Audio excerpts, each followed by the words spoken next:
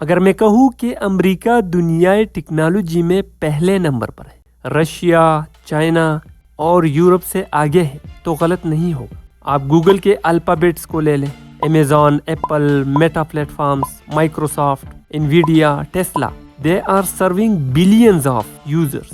ہم بات کریں گے آج دو ایسے ہی کمپنیز کی اسٹریٹجیز کی جو اے آئی ٹیکنالوجی کو نیکسٹ لیول پر پہنچانے کے لیے سر توڑ کوشش کر رہی ہے۔ میرے ساتھ جڑے رہیے، welcome to my YouTube channel the educationist.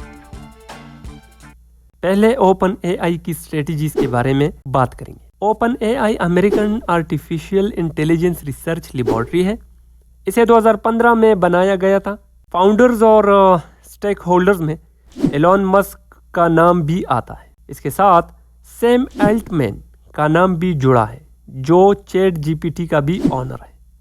Trump انتظامیہ امریکہ کو اے آئی انوویشنز میں گلوبلی سپریم بنانا چاہتا ہے، جو کہ وہ ایک طرح سے ہے بھی۔ اپنے روایتی حریف چائنا سے 2 قدم آگے سوچتے ہوئے امریکہ نے اب اپنے شہریوں سے مدد مانگنے کا فیصلہ کر لیا۔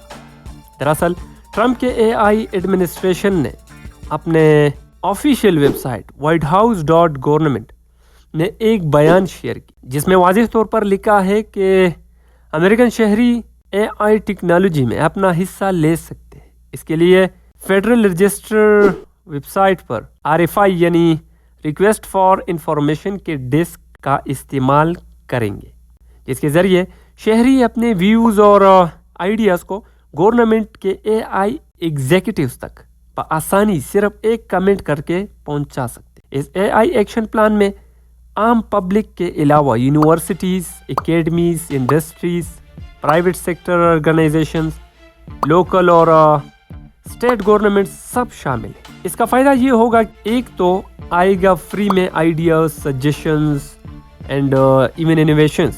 دوسرا، لوگوں کو روزگار بھی ملے۔ جو شخص اے آئی کے جس فیلڈ میں ماہر ہوگا اس سے اسی میں جاب بھی ملے۔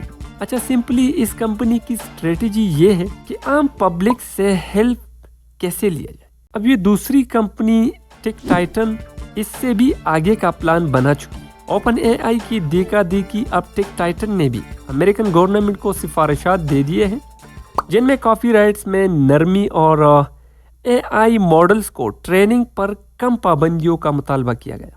یہ کمپنی گورنمنٹ سے دراصل آئی پی میں نرمی چاہتی ہے۔ نرمی کیا، یہ رسائی چاہتی ہے ایک طرح سے۔ I P means intellectual property. اسے آئی ایس پی یعنی internet service provider look after کرتی ہے، جس کا کام آپ کی پرائیویسی کو پروٹیکٹ کرنا ہوتا ہے، جس میں نیو انوویشنز، بزنس لوگوز، برانڈنگز، آپ کی art, writing, computer programs, designs وغیرہ کی پروٹیکشن ہوتی ہے۔ تو اگر اس کمپنی کی سفارشات گورنمنٹ سے اپروو ہو گئی تو پھر آپ کے کام کی پروٹیکشن نہیں رہی۔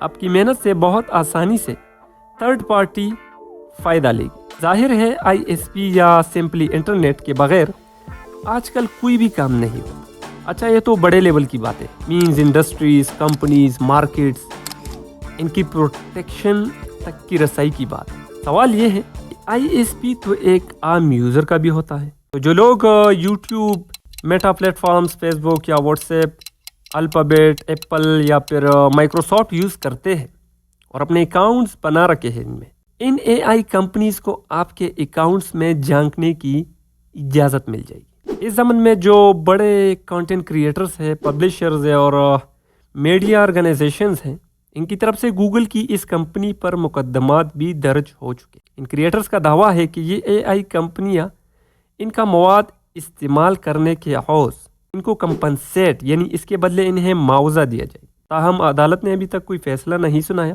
یہاں سوچنے والی بات وہی ہے جو میں نے پہلے بھی کہی، یہ لوگ محفوظ نہیں، ان کا ڈیٹا، ان کا کام محفوظ نہیں، تو کیا ہمارا mobile, laptop, WhatsApp وغیرہ کا ڈیٹا سیف ہے، ان کا آئی پی سیف ہے؟